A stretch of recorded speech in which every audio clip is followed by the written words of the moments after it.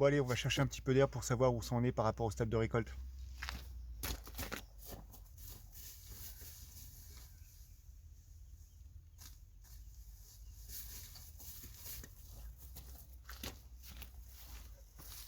Là voilà, c'est l'herbe.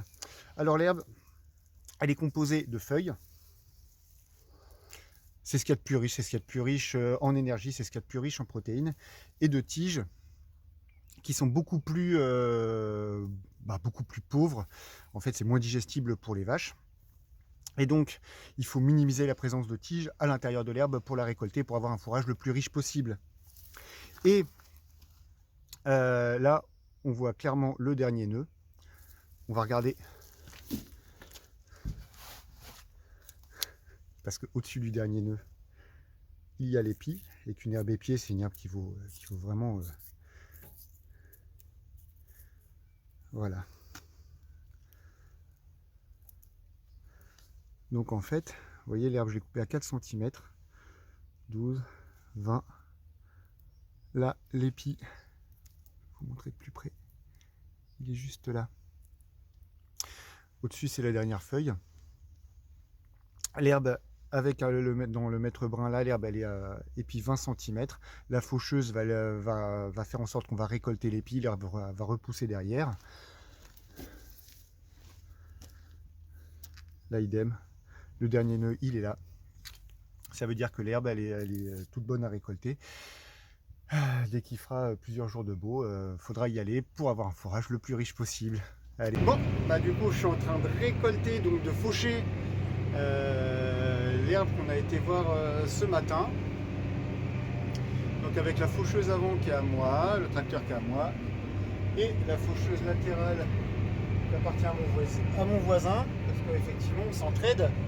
Alors cette herbe que je récolte, elle va servir pour faire de l'ensilage. On va la mettre sous une bâche. Elle va être coupée en petits morceaux, mise sous une bâche, tassée hermétiquement, et conservée un petit peu à la manière de la choucroute.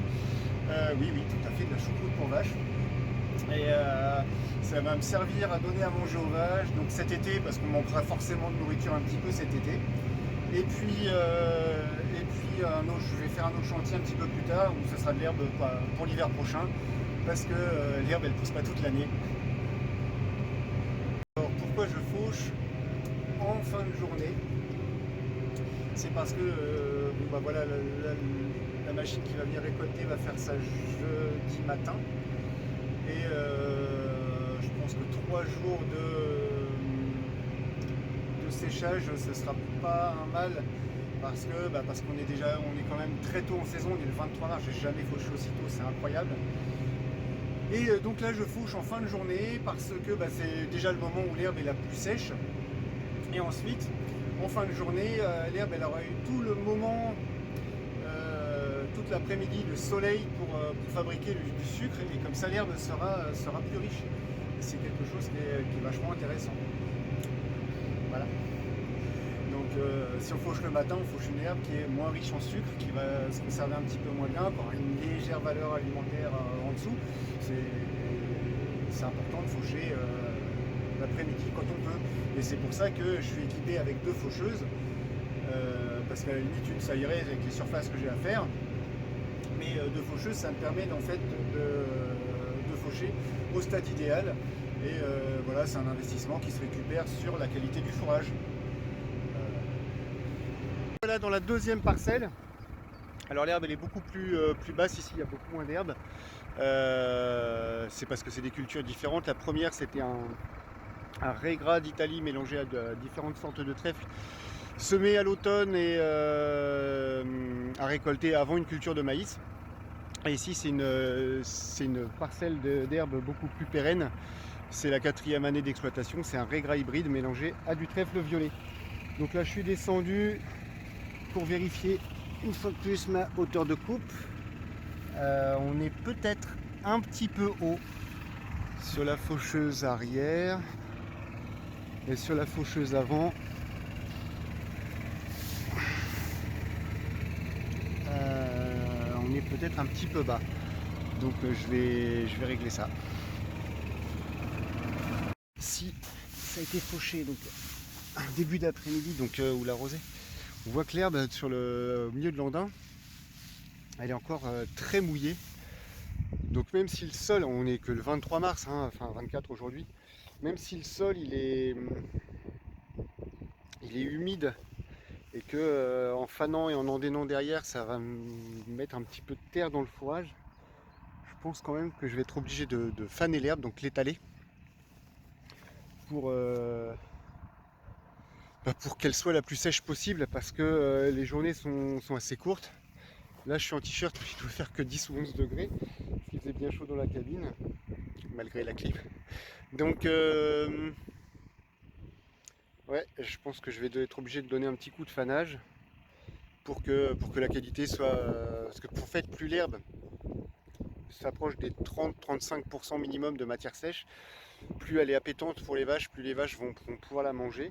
Et ensuite le fait de faner, comme c'est récolté à l'autochargeuse derrière, le fait de faner met l'herbe dans tous les sens et ça améliore la coupe et donc ça améliore l'ingestion des vaches derrière. C'est des brins plus fins. Bon bah là je suis en train de faner l'herbe à côté des vaches et ça c'est cool. Faner l'herbe, c'est en fait utiliser cet outil qui est à l'herbe et ça. Donc nous voilà arrivés à l'étape au niveau du champ qui est la dernière avant la récolte, c'est l'endénage. Donc, là, vous allez voir.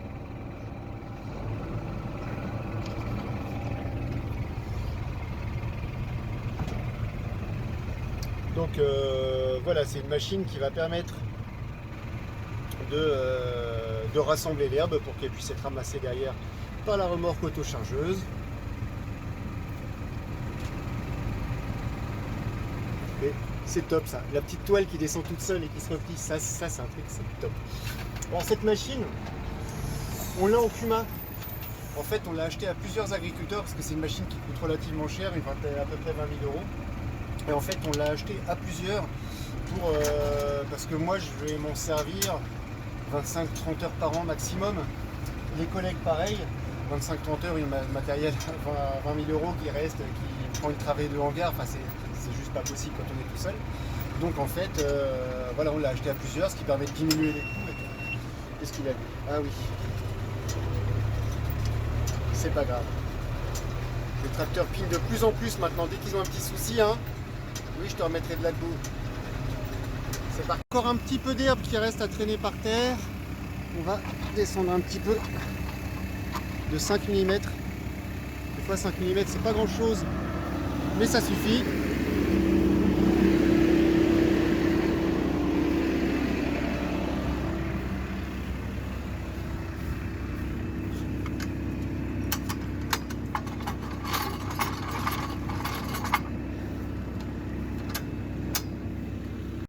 Ce qu'on appelle un endéneur. Elle fait les grands couloirs d'herbe pour que ça puisse être récupéré par l'ensileuse demain.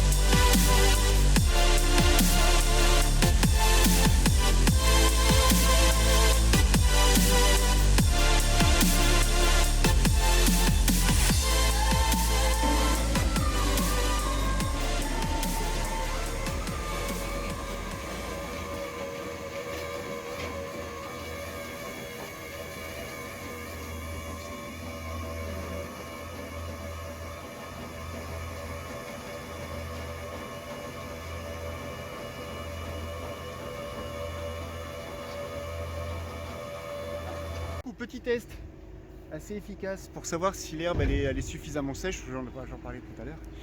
On serre comme ça le plus fort possible. Donc là les doigts sont un petit peu mouillés, mais il n'y a pas de gouttes qui sont passées à travers les doigts. On est autour, parce que là c'était un poignet vraiment humide, là vraiment c'est sec et les doigts restent secs avec cette poignée là. On doit être vraiment autour de 30% de matière sèche dans ce champ là. Et l'autre était un peu plus sèche. Voilà. Alors, ce silo que je suis en train de faire, il va servir pour cet été. parce que il va me manquer de maïs, du coup je fais un silo de ration complète. Et en fait je mélange du maïs qui me reste du silo d'à côté dans celui-là, parce que si les vaches n'ont comme fourrage que de l'herbe, en fait elles ont souvent tendance à maigrir. Donc le maïs rapporte un petit peu d'énergie et ça leur permet de conserver une bonne production sans, voilà, sans s'amaigrir. Et pour les problèmes de reproduction derrière, c'est vachement important. Donc je fais ça tous les ans et ça marche plutôt bien. Donc là la proportion, ça va être à peu près 2 tiers d'herbe et 1 tiers de maïs. Et comme ça, cet été, quand il n'y aura plus de pâturage, parce que la sécheresse elle arrive tous les ans chez nous, ça va me servir pour cet été. Alors, le tassage, la répartition voilà, du gros tas d'herbe en fine couche, puis le tassage, c'est vraiment l'étape primordiale pour la conservation de l'herbe. Donc voilà comment j'ai procédé. Voilà, j'étalais mon herbe, voilà, je mets le maïs au-dessus et après je tasse et je vous explique pourquoi. En fait, tout simplement parce que les bactéries qui vont faire fermenter l'herbe sont des bactéries qui fonctionnent sans oxygène, c'est-à-dire des bactéries anaérobies.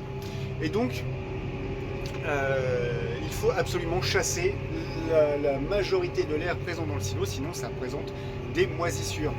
Et du coup, sur mon silo, je suis comme ça, et tu tasses, et tu tasses, et tu tasses, et tu tasses. Bon, j'arrête. Bon bah voilà, le chantier est terminé. Donc on a recouvert le silo avec des bâches. Pourquoi? Parce qu'il faut que ce soit le plus hermétique possible, qu'en fait à l'intérieur ce soit exactement comme une boîte de conserve, qu'il n'y ait pas d'air qui rentre. Et comme ça voilà, les bactéries anaérobies fonctionnent bien, le silo s'acidifie très vite et pourra être conservé pendant plusieurs mois. Donc voilà, la méthode, c'est des bâches qui étaient sur le côté, on les recouvre, on met 2 bâches neuves, une très fine, voilà comme celle-là, et puis une autre comme la verte, et je recouvre avec une 3e bâche voilà, d'occasion que je réutilise d'année en année. Je tiens à préciser que tous ces plastiques sont recyclés. Voilà, il y a une démarche à Divalor, je vous en parlerai dans une prochaine vidéo. Voilà, c'est pas le sujet, mais voilà, ces plastiques, ils sont pas jetés dans la nature et tout. Et donc voilà, je suis un petit peu déçu par le rendement. On est autour de 3 tonnes de matière sèche par hectare, ce qui est satisfaisant pour la date, hein. On reste en mars. Et du coup, dans ce silo, il y a une 30aine de tonnes dans le silage d'herbe, une 15aine de tonnes dans le silage de maïs. Oui, en tout, j'ai cubé, il y a un peu plus de 50 tonnes, donc ça fait un peu plus que ça. Et du coup, ça va pouvoir m'alimenter les vaches pendant... J'ai fait le calcul, pour mes 60 vaches, si elles mangent que ça peut durer 60 jours. Si c'est à mi-ration, ça peut durer 120 jours et ça me permettra de passer l'été. Donc soit avec un complément de pâturage, soit avec un complément d'enrubanage. Voilà, la vidéo va être un peu longue. Mais voilà, le chantier est fini et ouais, c'est fatigant un peu quand même. Allez, salut et à la prochaine pour de nouvelles aventures.